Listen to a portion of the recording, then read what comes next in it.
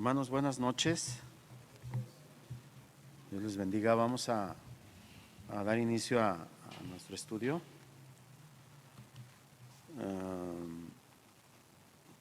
Por fin llegamos otra vez a Romanos 12, 1 y 2. Y yo espero que concluyamos esta serie ya de una forma bíblica de pensar, que nos ha llevado, si mal no recuerdo, esta debe de ser la sexta o séptima enseñanza. Vamos a orar y vamos a poner este tiempo en las manos del Señor. Yo espero que este tiempo sea de gran edificación para todos, incluyendo a su servidor. Vamos a dar gracias. Padre, te damos muchas gracias, Señor. Muchísimas gracias, Padre, porque cada día que pasa comprobamos que tú eres bueno, que tú eres maravilloso, Señor, que tú eres un Dios todopoderoso y que nada escapa, Señor, a tu control. Tú tienes, Señor, la potestad sobre todas las cosas y te reconocemos, Señor, como el Dios todopoderoso, nuestro Creador, nuestro Hacedor, nuestro amado, Señor. Tú eres el amado de nuestro corazón, Padre. No nos cansaremos de repetirlo. Te damos gracias, Señor, y ponemos este tiempo en tus manos, esperando que sea de gran edificación para cada uno de nosotros y sobre todo que podamos poner en práctica, Señor, lo que nos enseña tu palabra. Gracias, Padre, en el nombre precioso de Jesús. Amén y amén. Bien. En la enseñanza anterior empezamos a ver Romanos 12, 1 y 2 y vimos acerca de la voluntad de Dios y algunos de sus conceptos equivocados que hay tanto en cristianos como en no cristianos. Vimos que el fundamento para apreciar las misericordias de Dios es todas las gracias sobrenaturales que nuestro Señor ha hecho por nosotros. Ahorita vamos a ver un poquito acerca de eso. Y sobre todo hicimos el enfoque que para poder nosotros tener una mente renovada, necesitamos tener una convicción de pecado, tenemos que vencer el amor al pecado que le tenemos. Esto es fundamental. Y también tenemos un tercer aspecto, vimos que tenemos que renunciar a ese pecado. Y como parte de esos tres pasos, hablamos del arrepentimiento, qué significa el arrepentimiento. Vimos que vivimos en una sociedad corrompida, pero no necesariamente eso implica que nosotros tenemos que formar parte de la manera de pensar del mundo. Y bueno, hoy vamos a ver lo que implica en sí la renovación de la mente. Es una enseñanza muy interesante, es la culminación de esta serie de estudios. Entonces, le voy a pedir que vayamos a Romanos 12, 1 y 2. Una vez más lo vamos a leer. Y si ya lo tiene, le voy a pedir que siga con su mirada. Dice así la palabra de Dios: así que, hermanos, os ruego por las misericordias de Dios que presentéis vuestros cuerpos en sacrificio vivo, santo, agradable a Dios, que es vuestro culto racional. No os conforméis a este siglo, sino transformaos por medio de la renovación de vuestro entendimiento, para que comprobéis cuál sea la buena voluntad de Dios, agradable y perfecta. Bien. Cuando el apóstol Pablo expresa esta frase corta de así que, Pablo hace referencia al último versículo de Romanos 11:36, que es la conclusión de todas las misericordias que viene explicando el apóstol Pablo en el libro de los Romanos hasta el capítulo 11. Y en el 11:36 dice, porque de Él y por Él y para Él son todas las cosas. Dice, a Él sea la gloria por los siglos. Amén. Entonces Pablo hace referencia a este último versículo, porque de Él, por Él y para Él son todas las cosas. Dice, a Él sea la gloria por los siglos. Amén. Entonces esta última frase de su doxología, donde dice y enmarca que todas las cosas son para darle gloria a Dios, que son para su gloria, Pablo dice, a estas cosas debemos responder con el ofrecimiento de nosotros mismos completamente para Dios. ¿Para qué? Para un fin supremo, que es conocer las misericordias de Dios y entregarnos como sacrificio vivo y santo para conocer la buena voluntad de Dios, agradable y perfecta. Cuando dice os ruego, es una exhortación y también un consejo y una animación que lleva todo el peso de su autoridad apostólica para indicar que lo que va a decir enseguida se debe de cumplir a cabalidad. Entonces, no es una orden, pero sí es una orden, ¿verdad? Es un consejo, es una exhortación, pero lleva todo el peso apostólico de la figura de Pablo. Y cuando dice, os ruego por las misericordias de Dios, las misericordias de Dios se refiere a las gracias divinas, gratuitas y extravagantes que Pablo expuso en los 11 capítulos anteriores de Romanos, y los invito a que los lean bajo esa perspectiva, con calma, allí en su casa. ¿Cuáles son esas misericordias? Primero, el amor de Dios. Segundo, su gracia, la cual no merecemos. Tercero, su justicia. Y cuarto, el don de fe. El don de fe. Y luego vamos a entrar ya en el estudio cuando dice, presentéis vuestros cuerpos en sacrificio vivo. Tendríamos que entender un poquito el contexto de cómo eran las costumbres y la sociedad en el tiempo de Pablo y en el tiempo de nuestro Señor Jesucristo. Bajo el antiguo pacto, Dios aceptó el sacrificio de animales muertos, ¿sí? Pero a causa del sacrificio supremo de nuestro Señor Jesucristo, el único culto aceptable de adoración ahora, a partir de la muerte y resurrección de nuestro Señor Jesucristo, el único culto aceptable de adoración consiste en ofrecerse a sí mismos por completos al Señor. Por eso dice, os ruego por la misericordia de Dios que presenten vuestros cuerpos vivos en sacrificio santo y agradable a Dios. Pablo tenía que hacer esta observación porque hasta ese momento, y todavía seguía vigente, la economía mosaica. Es decir, en el templo, hay que recordar que el templo fue demolido hasta 70 años después por los romanos. Fue arrasado por el Imperio Romano, pero durante todo ese tiempo se seguían ofreciendo sacrificios de animales. Mientras no había convertidos, entonces ellos seguían con la antigua economía mosaica. Ahora, ¿dónde podemos ver esto? Es bien interesante. Yo no lo iba a tocar, pero yo creo que es necesario. El capítulo 9 de la carta a los Hebreos nos retrata perfectamente todo lo que es la economía del Antiguo Testamento en cuanto a los sacrificios. Lo vamos a ver de corrido, pero yo espero que captemos con toda la atención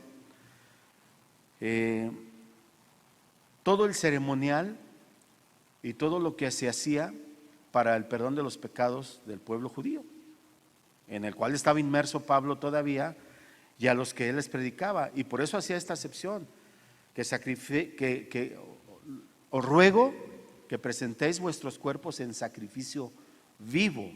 O sea, era una nueva mentalidad, por eso habla de la renovación de su mente. Entonces, en Hebreos 9 dice: ahora bien, aún en el primer pacto, se refiere al Antiguo Testamento, tenía ordenanzas de culto y un santuario terrenal, porque el tabernáculo estaba dispuesto así. En la primera parte, llamada el lugar santo, estaba el candelabro, la mesa y los panes de la proposición. Tras el segundo velo estaba la parte del tabernáculo llamada el lugar santísimo, el cual tenía un incensario de oro y el arca del pacto cubierta de oro por todas partes, en el que estaba una urna de oro que contenía el maná, la vara de Aarón que reverdeció, y las tablas del pacto, y sobre ella los querubines de gloria que cubrían el propiciatorio, de las cuales cosas no se puede ahora hablar en detalle. Bueno, si ustedes se fijan, esta es una descripción de una parte del tabernáculo, del lugar santo y del lugar santísimo. Aquí no está hablando del atrio. Versículo 6 dice: y así dispuestas estas cosas, en la primera parte del tabernáculo entran los sacerdotes continuamente para cumplir los oficios de culto, que era lo que se seguía celebrando todavía en ese tiempo. Pero en la segunda parte, solo el sumo sacerdote, una vez al año, no sin sangre, es decir, la sangre significa, es un sinónimo de muerte. Tendrían que sacrificar un animal para poder entrar al lugar santísimo. Entonces dice: no sin sangre, la cual ofrece por sí mismo primero y por los pecados de ignorancia del pueblo, dando el Espíritu Santo a entender con esto que aún no se había manifestado el camino al lugar santísimo, entre tanto que la primera parte del tabernáculo estuviera en pie, lo cual es símbolo para el tiempo presente. Ahora ya Pablo se traslada a su tiempo y ya ubica el sacrificio de nuestro Señor Jesucristo, según el cual se presentan ofrendas y sacrificios que no pueden hacer perfecto en cuanto a la conducta al que practica ese culto, ya que consiste solo en comidas y bebidas de diversas abluciones y ordenanzas acerca de carne impuestas hasta el tiempo de reformar las cosas, es decir, hasta la venida del Mesías.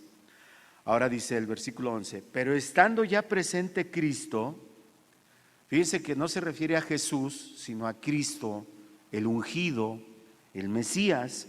Dice: pero estando ya presente el Mesías, sumo sacerdote de los bienes venideros, por el más amplio y más perfecto tabernáculo, no hecho de manos, es decir, no de esta creación, y no por sangre de machos cabríos ni de becerros, sino por su propia sangre, entró una vez para siempre en el lugar santísimo. A mí me encanta la descripción que hace Pablo y cómo ya ubica el sacrificio del Señor Jesucristo, y aquí ya le está diciendo que no hacen falta más sacrificios. El último sacrificio había sido hecho. Pero vamos a seguir, dice,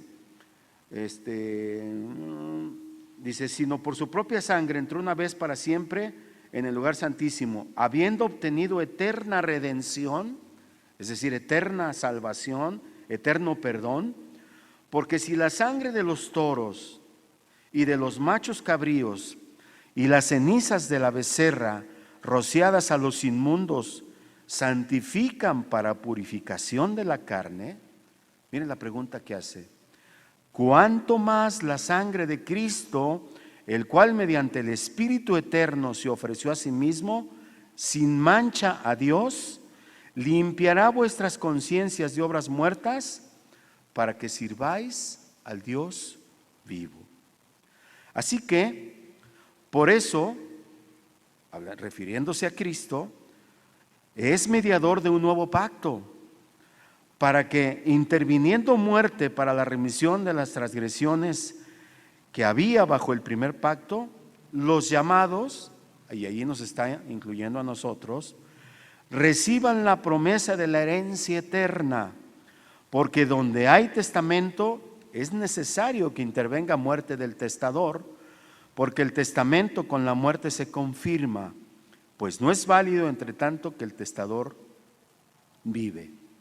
De donde ni aún el primer pacto fue instituido sin sangre, porque habiendo anunciado Moisés todos los mandamientos de la ley a todo el pueblo, tomó la sangre de los becerros y de los machos cabríos con agua, lana escarlata e hisopo, y roció el mismo libro y también a todo el pueblo, diciendo: esta es la sangre del pacto que Dios os ha mandado.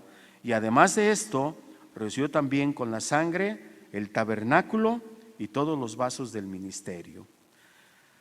Y casi todo es purificado según la ley con sangre, y sin derramamiento de sangre no hay remisión, es decir, no hay perdón. Amén. Fíjese la descripción preciosísima de Pablo que hace. Aquí nos da una lección de todo lo que era los sacrificios en el Antiguo Testamento, y luego ubica a nuestro Señor Jesucristo como el único sacrificio válido y que no se requiere nada más. Es lo único que necesitamos. Bien, si volvemos nosotros a Romanos 12, 1 y 2, dice: la Escritura demanda de nosotros como creyentes la renovación de nuestra mente. A esto se refería Pablo cuando decía: es necesario que renueven su mente, que renueven sus pensamientos. Ya Dios no quiere sacrificios de animales muertos. Dios quiere un sacrificio de nuestro cuerpo santo, pero vivo para Dios. Entonces, bajo ese precepto,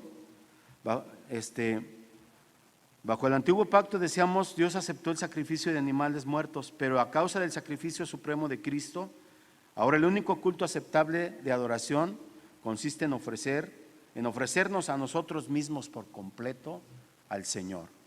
Y eso es lo que Él está diciendo en Romanos 12, 1 y 2. Entonces vemos que la Escritura demanda de cada uno de nosotros la renovación de nuestra mente, y esta renovación es un proceso espiritual. Lo hemos venido desarrollando a través de las enseñanzas anteriores. Romanos 12, 1 y 2 muestra que este proceso requiere el darnos a nosotros mismos, a Dios, para ser enseñados, para ser enseñados y poder caminar de acuerdo a la voluntad de Dios. Entonces, si se habla de una renovación de la mente, tenemos que definir qué es la mente. ¿Qué es la mente? Por mente se entiende en general la facultad de pensar, la capacidad mental que llamamos entendimiento. Tiene que ver con nuestra inteligencia, tiene que ver con nuestra memoria. La mente representa la facultad intelectual, la capacidad reflexiva del hombre, aquello que inicia sus pensamientos y que formula sus planes. ¿Se acuerdan en la primera enseñanza de esta parte? Cuando vimos que cuando Dios creó a Adán y Eva, los creó con la capacidad de reflexionar, de pensar. Tanto así que Dios inmediatamente después de la creación le da un trabajo a Adán: ponerle nombre a todos los animales. Y esos nombres se siguen conservando hasta hoy, lo cual nos indica que Dios creó al hombre con la capacidad de razonar, de pensar y de tener sobre todo una comunión íntima con Dios para adorarlo. Entonces no es cierto, ahí es donde echamos por tierra todo lo que es la teoría de la evolución. Bueno, pero eso ya lo vimos. Entonces,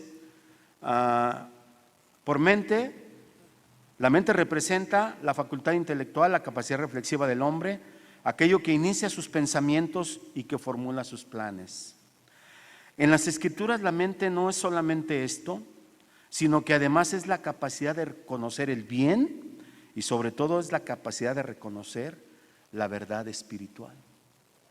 ¿Ustedes se acuerdan que iniciamos en esa misma primera enseñanza con una frase de una universidad en Estados Unidos que decía: la mente es algo demasiado valioso como para desperdiciarla? Y esa mente solamente se dirigía a la cuestión física, intelectual. Pero la mente del Señor va más allá.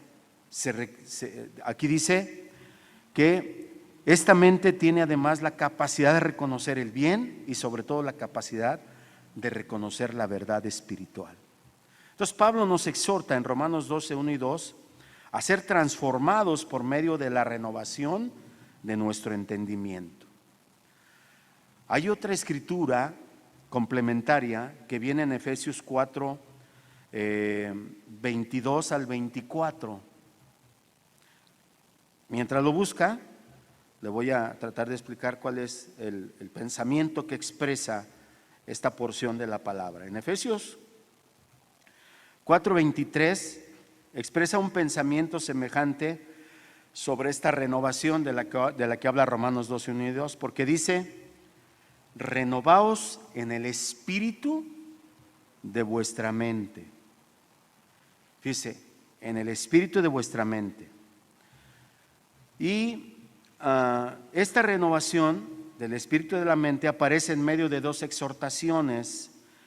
Una que viene en el versículo 4:22, que es la de desvestirse del viejo hombre, es decir, desnudarnos del viejo hombre, de las viejas costumbres, y la de vestirnos del nuevo hombre creado según Dios, versículo 24.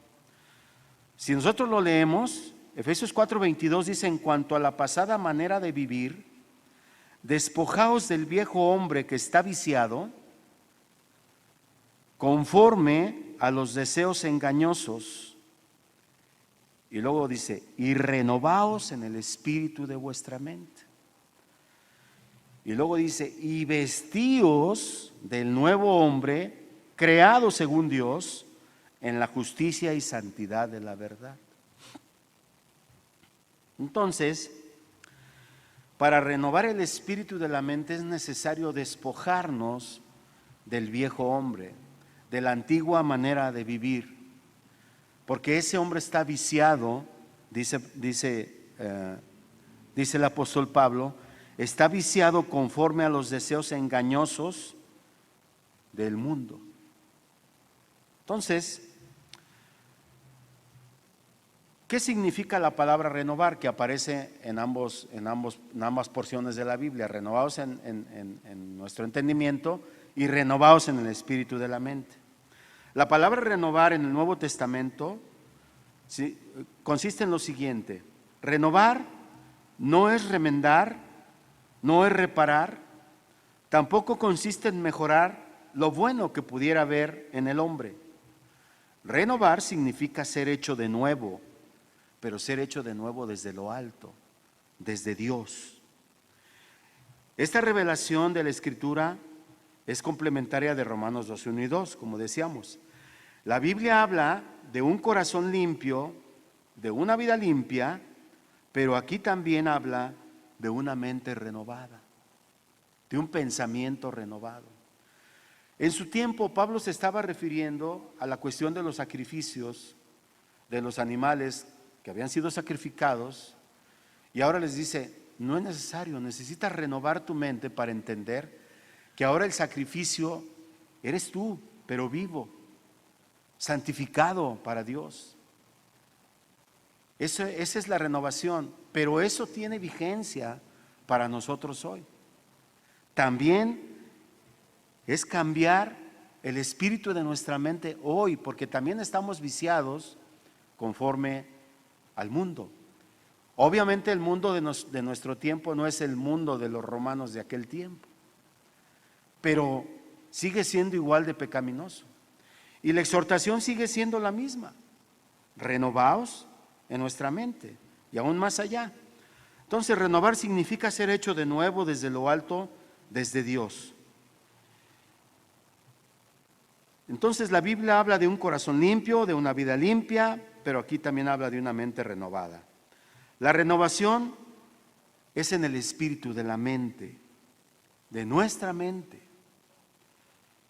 Pablo no se está refiriendo aquí al espíritu humano en general como una parte constitutiva de nuestro ser, sino se refiere al espíritu de la mente. A mí me impactó mucho que Pablo le confiera un espíritu a la mente. Un espíritu a la mente. Significa el principio interior, el que realmente gobierna y controla y que maneja la mente misma. O sea, es lo más profundo, lo más intrínseco de la mente, el espíritu que la controla. De manera que además del poder, de la habilidad intelectual, hay un espíritu de la mente. Ustedes se acuerdan, en la primera o la segunda enseñanza, yo les hice un pequeño recuento de todas las capacidades que tiene la mente en el ámbito físico, intelectual. Dijimos que 3 libras del cerebro humano contienen 100,000 millones de neuronas. Nuestro cerebro maneja 10,000 pensamientos al día. Regula más de 103,000 latidos del corazón cada 24 horas. Coordina 23,000 resuellos por día. Controla más de 60,000 músculos. Y también desempeña una función central en cuanto a determinar la naturaleza y el valor de nuestras vidas. Y a eso es a lo que nos estamos refiriendo con el espíritu de la mente.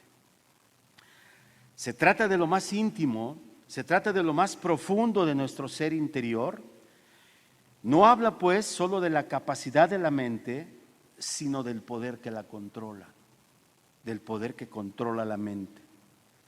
Entonces ya hemos visto que el creyente que quiera conocer la voluntad de Dios necesita esta mente renovada para no adaptarse a los criterios del mundo, para no conformarse al mundo. Entonces, en ese sentido, el lenguaje de la Biblia es vigoroso. Hay un abismo de diferencia entre tomar la forma del mundo, es decir, ser conformados al mundo.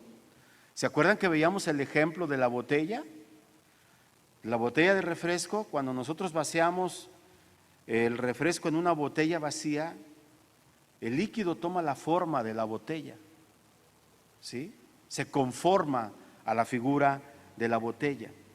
Y eso es a lo que se refiere Pablo: no se conformen a este mundo.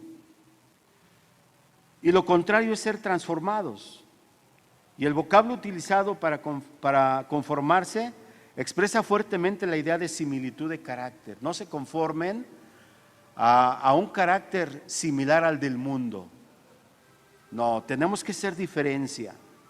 Nuestro carácter, el carácter del varón cristiano, debe de marcar diferencia, de acuerdo a la palabra de Dios, de acuerdo a los estatutos de Dios.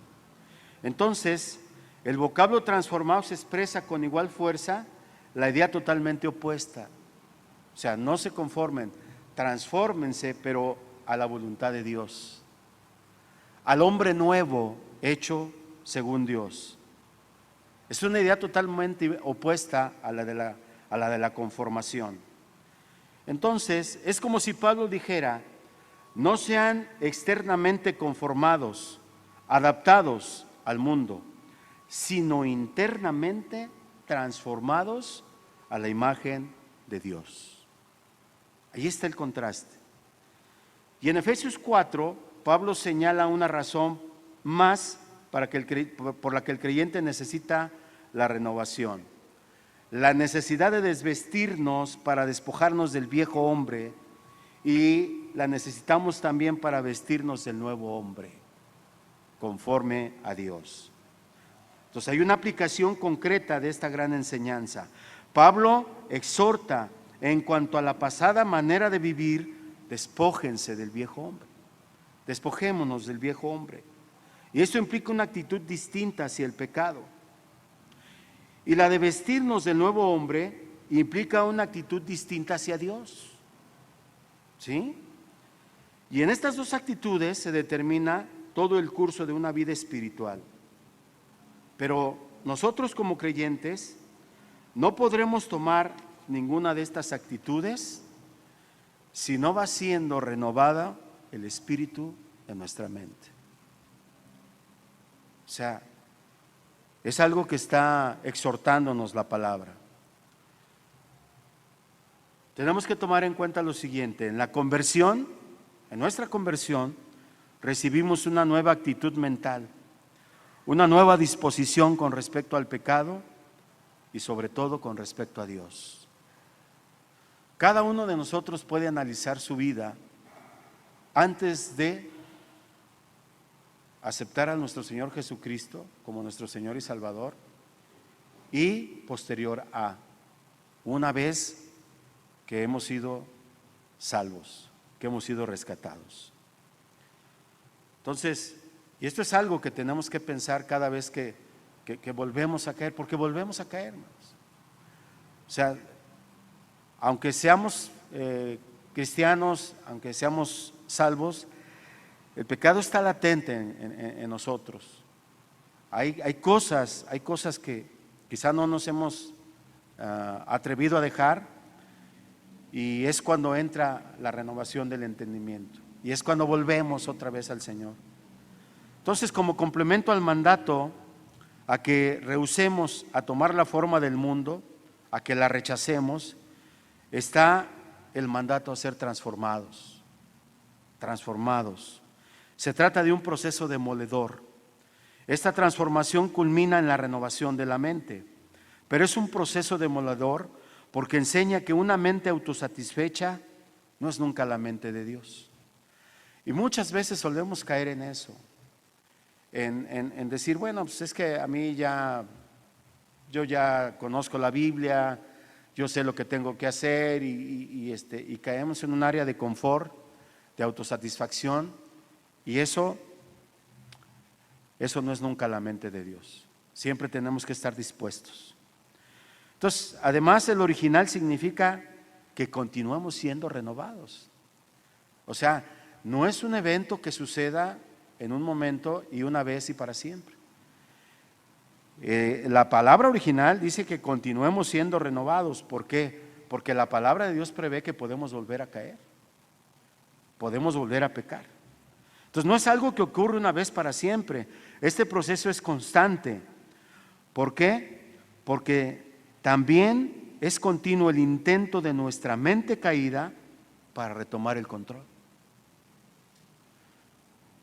Yo he estado observando en algunas de las enseñanzas de nuestro pastor, y él dice, podemos volver a caer.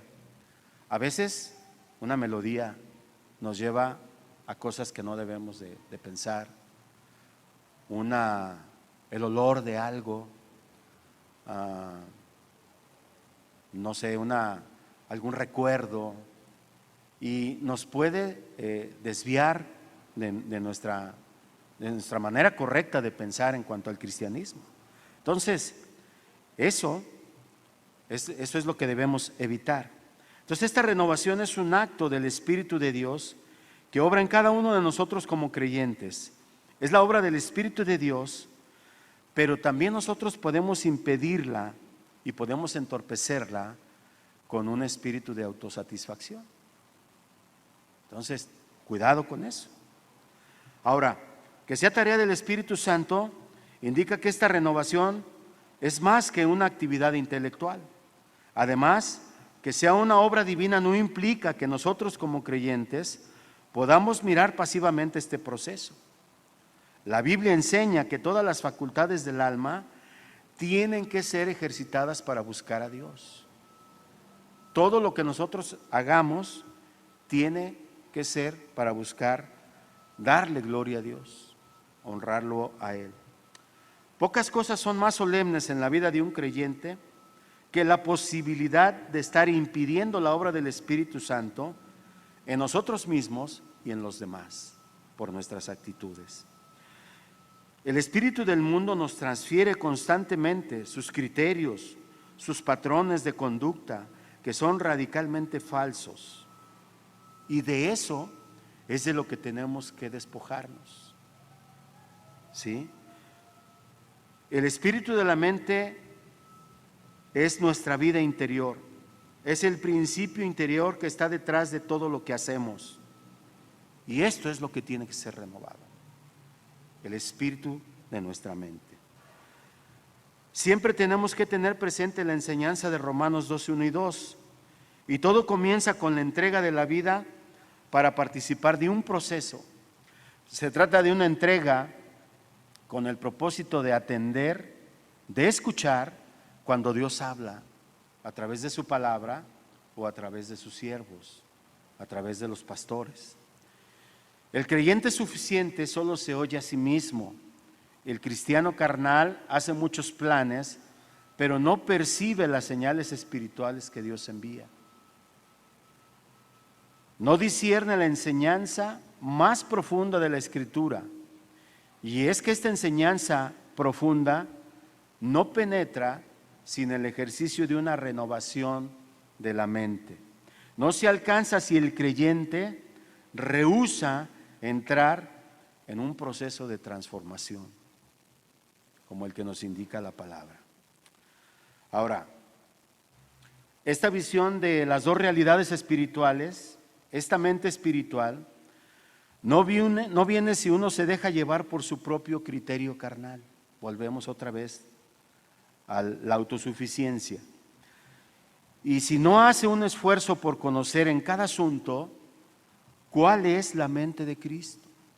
En todas las cosas que nosotros hacemos, pensamos, tenemos que pensar cómo pensaría nuestro Señor Jesucristo en cada acción que nosotros tomemos. En cada aspecto de la vida, Cristo tiene opinión y continuamente esta es la opinión que con frecuencia menos conocemos. Y eso es lo que tenemos que hacer para renovar nuestra mente. Ahora, Dios no ha prometido escuchar al que le invoca livianamente. Si nosotros nos creemos autosuficientes y dejamos de orar, dejamos de buscar al Señor, dejamos de escudriñar su palabra, Dios no nos va a escuchar. Dice la palabra de Dios en Jeremías 29:13: me invocaréis y vendréis y oraréis a mí y yo os oiré. Me buscaréis y me hallaréis, porque me buscaréis de todo vuestro corazón. Entonces Dios no escucha al que le invoca livianamente, sino al que le busca de todo su corazón. La renovación de la mente es más que una tarea intelectual, porque demanda un ejercicio del alma, es decir, de todas nuestras emociones, todo nuestro ser, todo nuestro intelecto, en la búsqueda de la mente de Dios. Todos nuestros 5 sentidos tienen que estar ejercitándose para buscar la mente de Dios. Con menos que eso avanzamos muy poco, pero muy poco. En la base de la enseñanza del apóstol Pablo, hay la noción bíblica fundamental de la tragedia que ha significado para todos nosotros la caída en el pecado. Nosotros lo hemos venido enseñando desde la primera enseñanza. La Biblia subraya la esencia de la caída. Cuando el hombre pecó, pasó a estar bajo el dominio satánico. ¿Se acuerdan que decíamos al principio, cuando de recién que el hombre fue creado, antes de su caída, él tenía muy pocas posibilidades de pecar? Pero una vez que cae, tiene muy pocas posibilidades de santificarse. Entonces estamos en el otro extremo. Entonces nada es más importante que conocer la doctrina de la caída del hombre. Esto que viene en Génesis, y esa es la llave para entender toda la Biblia. Por eso es importante comenzar desde el principio. Entonces, nada es más importante que conocer en qué consiste la depravación total del hombre. ¿Por qué nacemos con el pecado original? Entonces, esta palabra renovar nos ilumina. La mente del hombre necesita ser renovada porque los hombres no se dan cuenta de esto. Viven como viven. El ser humano toma el pecado con suma liviandad, pero lo cierto es que cuando el hombre peca, se mete en un mundo tenebroso. Lo vimos la enseñanza anterior. Cuando nosotros pecamos, estamos lejos de Dios. Estamos aislados, fuera de la voluntad de Dios. El problema con todos nosotros es ese, que hemos nacido con una naturaleza manchada. La esencia de nuestro problema no es solo si lo que hacemos está mal o no. Hay algo mucho más grave. El problema más grave es lo que hemos venido a hacer por naturaleza: pecadores. malos. Dice la Biblia que no hay justo ni aun uno. Nuestro enfoque total es equivocado. Entonces, es el espíritu de la mente lo que está mal. La esencia de nuestro pensamiento. La máquina de fabricar ideas las fabrica, hablando de la mente. Pero la historia humana muestra que algo anda mal. El mundo está como está porque el hombre no sabe cómo pensar correctamente, rectamente de acuerdo a Dios. Y el primer llamado del Evangelio es a que piense dónde está y cómo está delante de Dios. Y con frecuencia nunca consideramos a la persona de Dios en cada acción que nosotros hacemos. Nunca lo consideramos. Entonces, no es la mente como instrumento lo que anda mal. Si le pedimos que haga números, que calcule fórmulas complejas, lo hace bien. La mente como órgano, como máquina del pensamiento, razona, calcula, piensa y produce resultados notables. Pero lo que anda mal, lo que sigue andando mal, es el poder que la gobierna, el espíritu de su mente. Lo que al principio fue gobernado por el espíritu antes de la caída, cuando el hombre y la mujer tenían comunión con Dios, lo adoraban, dice que Dios se paseaba por el huerto y ellos hablaban con él. Ahora el hombre está gobernado por la carne y esto es lo que hay que cambiar. Eso es lo que hay que cambiar. El hombre tiene todavía la capacidad para recibirse de médico, de ingeniero, pero llega un momento en que todo comienza a andar mal. Puede llegar a la luna, pero falla en lo que es vital, cuando llegamos a las cosas que realmente importan. Cuando llegamos a la naturaleza espiritual de cada uno de nosotros como hombres, a nuestra relación con Dios, a la noción de eternidad, el sentido de nuestra existencia, y en estos puntos vitales el pensamiento del hombre fracasa completamente porque el espíritu de la mente se ha extraviado. ¿Se ha fijado que hemos hablado mucho acerca de que el mayor número de ateos, de gente que no cree en Dios, está en las universidades? Supuestamente en el ámbito intelectual, entre comillas. Llegamos a sentirnos tan autosuficientes, tan sabios, que queremos ser más sabios que Dios y negamos su existencia. Y es ahí donde el espíritu de la mente se pierde. Estos hombres son brillantes, tienen doctorados, tienen honoris causa, tienen premios Nobel, pero su espíritu está extraviado porque ellos niegan la existencia de Dios. Y esta parte de la revelación bíblica sobre el hombre es categórica y permanente, porque esto ocurre en el punto más elevado de su ser, en el centro de su personalidad, en el espíritu de su mente. Es tanta nuestra autosuficiencia, entre comillas, que decimos no necesitar de Dios. ¿Para qué? Dios es una muleta que solamente los débiles necesitan, eso dicen los ateos.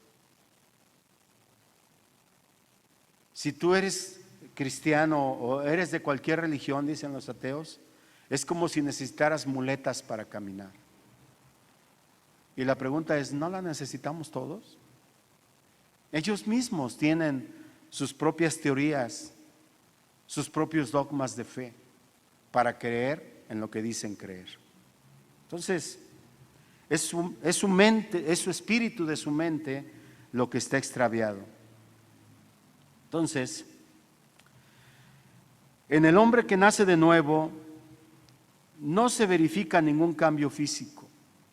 Su cerebro sigue siendo el mismo, pero lo que recibe es este nuevo espíritu que lo controla. Cuando nosotros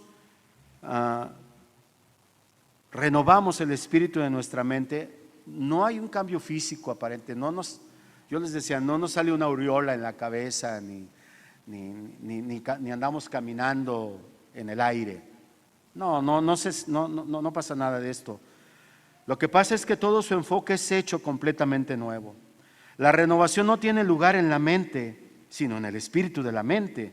y ésta permanece como antes, pero su espíritu, su parte más elevada, esa es la que va siendo renovada. Y déjeme decirle, eso solamente se logra a través del Espíritu Santo, pero a través de su palabra, a través de la palabra de Dios. Notemos que la realidad de esta renovación solo ha de manifestarse si alcanzamos un conocimiento más pleno de la voluntad de Dios y lo expresamos en una conformidad progresiva. Nada menos que esto es lo que Pablo espera de los destinatarios de la carta a los Efesios. Pablo exhorta a la acción del hombre, como lo expresa en los versículos 22 y 24, a desvestirnos del viejo hombre y a vestirnos del nuevo hombre. Pero se apoya en lo que Dios ha hecho dentro de nosotros.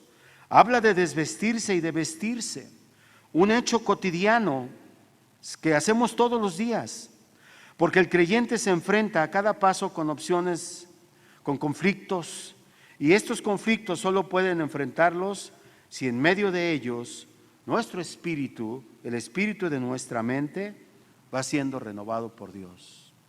Es un proceso. Nosotros vamos a seguir teniendo dudas, aunque no, es más, yo le aseguro que mientras más nos metemos a escudriñar la palabra de Dios, más ignorantes nos sentimos. Sentimos que menos conocemos de Dios, de la voluntad de Dios, pero es bueno meternos. Y yo prefiero tener la incógnita de qué puede pasar más allá a no conocer nada o a regirme por los valores del mundo. Entonces, nadie podrá despojarse del viejo hombre si no es un hombre renovado, si no somos renovados. Nadie podrá hacer esto sin la fuerza de Dios. Solo a un hombre que va siendo así renovado se le puede exhortar a cambios sustanciales. Entonces tenemos ese compromiso. Y es nada menos que despojarnos del viejo hombre viciado conforme a los deseos del mundo, para vestirnos del nuevo hombre, pero ahora creado según Dios, en la justicia y en la santidad de la verdad verdadera. Entonces, un punto fundamental es que la mente, si fuera solamente un instrumento del pensamiento, sería neutral. Y esto es bien importante, hermanos. Este es un punto fundamental. Si la mente fuera solamente un instrumento de pensamiento, sería neutral. Pero sin embargo, tal neutralidad no existe, porque la cualidad moral de la mente se determina según el poder al cual se subordina. Esto es importante. La mente no es neutral porque se sujeta, se subordina a un poder. Su cualidad moral depende de qué o de a qué poder se subordina. ¿Cuáles son los valores que nos rigen? ¿Qué es lo que nosotros expresamos en nuestra vida? ¿Los valores de Dios o los valores del mundo? ¿Los principios de Dios o los principios del mundo? La Escritura adjudica la perversión de la mente más bien a los no convertidos, pero señala que aún la mente del creyente puede estar controlada por la carne. Y eso es importante. Y aquí está el poder al cual se subordina. Hay muchos cristianos que solamente son nominales, pero su mente y su manera de vivir nos dicen otra cosa. Lo cual quiere decir que el espíritu de su mente no ha sido renovado. La mente del cristiano puede estar sometida a la carne y entonces deja de ser neutral, porque está subordinada a la carne. Y este es un llamado de atención para cada uno de nosotros como creyentes, porque la mente puede estar controlada sutilmente por la naturaleza caída, aunque nos denominemos cristianos. Y esto hace que el proceso sea penoso y que demande la actividad intensa de nuestra alma. Cuando una persona no está siendo renovada, no pone su interés en ser renovado, le cuesta muchísimo trabajo. ¿Por qué? Porque no quiere dejar las cosas del mundo. porque los criterios del mundo siguen valiendo en su vida. Y esa es la lucha continua que tenemos. En alguna forma o en otra, todos pasamos por eso. Algunos más, algunos menos. Entonces Pablo utiliza el vocablo transformaos, que aparece en Mateo 17:2 para describir la transfiguración de nuestro Señor Jesucristo. Y en aquel caso lo que brilló no fue una luz de afuera, esto es hermoso, sino la brillantez de su propia gloria esencial. Aquello que moraba dentro de nuestro Señor Jesucristo fue lo que brilló en la transfiguración. ¿Cuál es la enseñanza aplicable a nuestro texto? La transformación a la cual somos exhortados no es a un cambio exterior, ni la puede producir el creyente. No la podemos producir nosotros. Es algo que solo puede producir el Espíritu Santo que mora dentro de nosotros. Y aquí enfrentamos una de las funciones esenciales del Espíritu de Dios en cada uno de nosotros como creyentes, porque la entrada del Espíritu Santo en nuestra vida es el medio para la renovación de nuestra mente. Y esto da que pensar. Quiere decir que si una persona que se dice cristiana sigue viviendo en los criterios del mundo, entonces quiere decir que el Espíritu Santo no ha entrado en su mente, en su corazón, porque no hay una verdadera transformación. Entonces esta transformación mediante la renovación del entendimiento es colocada en Romanos 2:1 y 2 en oposición a la mentalidad del mundo, a lo que el mundo piensa, y constituye el aspecto positivo de un proceso que tiene por finalidad cambiar nuestro enfoque total de nuestra vida. Finalmente esa es la finalidad, valga la redundancia. Cambiar el enfoque de nuestra vida. Notemos que el énfasis de la entrega no está en el servicio, sino en la renovación del espíritu de la mente. Es ahí donde se encuentra. No es para desanimar a ninguno que desee trabajar en la obra del Señor, pero tenemos que subrayar la necesidad de la renovación. Un creyente que va siendo renovado será un hombre activo, porque el conocimiento de Dios no nos dejará estar ociosos. No nos deja. El mismo Espíritu Santo nos motiva a compartir lo que nos da, de lo que disfrutamos en esta nueva vida.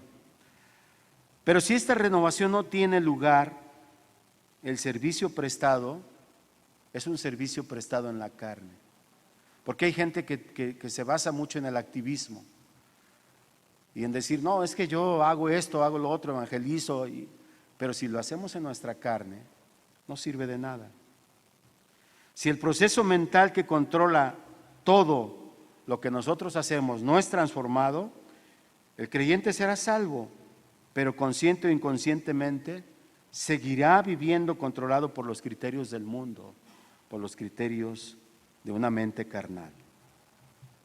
Para concluir, hermanos, toda nuestra manera de actuar revela quién domina nuestra vida. San Francisco de Asís decía, tus palabras me atosigan tanto, tus actitudes me atosigan tanto que no puedo ver lo que me hablan tus palabras. Cuando alguien le hablaba de manera religiosa y se comportaba de otra manera, él decía así, tus actitudes no me dejan escuchar tus palabras, cuando trataban de evangelizarlo. Entonces, toda nuestra manera de actuar revela quién domina nuestra vida.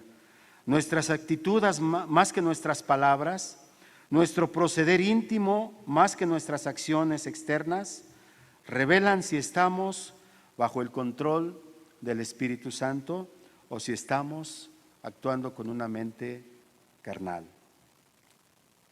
Entonces, esta transformación solo se consigue mediante el ministerio no impedido del Espíritu Santo que mora en el corazón de cada uno de nosotros y requiere la sumisión de cada uno de nosotros como creyente a su influencia controladora. El Espíritu Santo hace esto si le permitimos controlar el proceso mental que gobierna nuestras vidas. Me quedo con esto. Toda nuestra manera de actuar revela quién domina nuestra vida. Nuestras actitudes, más que nuestras palabras, nuestro proceder íntimo, más que nuestras acciones externas, revelan si estamos o no bajo el poder del Espíritu Santo y si vamos o no renovando nuestra mente y nuestro entendimiento. Amén. Vamos a orar. Yo espero que haya sido de edificación, pero no haberlos llenado de mucha información. Pero tenemos ahí una tarea muy importante, hermanos. Perseverar en escudriñar la palabra, en edificarnos en nuestro espíritu, el espíritu de nuestra mente, y dar testimonio de quiénes somos, si es que nos decimos o nos llamamos cristianos. Vamos a orar. Padre, muchas gracias, Señor. Muchas gracias por tu palabra, Dios. Es tan edificante, señores. A veces hasta nos parece pesado, Señor, el conocimiento que tú nos das. Pero es necesario, Señor, que entendamos cuál es nuestro proceso de santificación, Señor. Y al final eso es lo que habla de nuestro andar, de nuestra vida. Si damos o no un buen testimonio de ti. Si nos decimos cristianos es porque somos seguidores tuyos, Señor. Cristos pequeños, como es lo que significa tu palabra. Te damos gracias, Señor, por este tiempo y yo espero, Señor, que sea una motivación para seguir escudriñando en tu palabra, para seguir, Señor, edificándonos de una manera extraordinaria. Que tú pongas más hambre, más sed de tu conocimiento en nuestras vidas, Señor. Te damos muchas gracias, Señor, por este tiempo. Y te doy gracias por el tiempo que se han tomado mis hermanos, Señor, para estar a esta hora, Señor. Gracias, Padre. Te bendecimos, Señor, en el precioso nombre de nuestro Señor Jesucristo. Amén y amén.